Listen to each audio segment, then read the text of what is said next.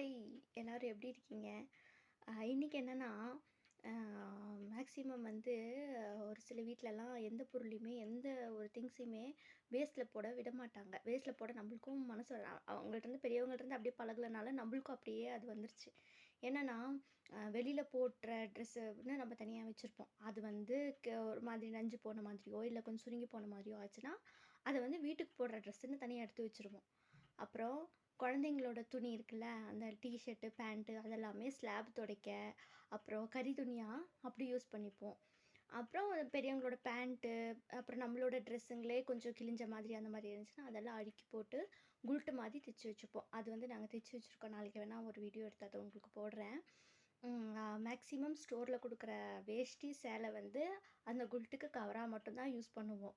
ஆ கரெக்ட்டான நீங்க சொல்லுங்க. இந்த மாரி யாரெல்லாம் அவங்கவங்க வீட்ல யூஸ் பண்ணுவீங்க? பொருள ரீயூஸ் பண்ணுவீங்க?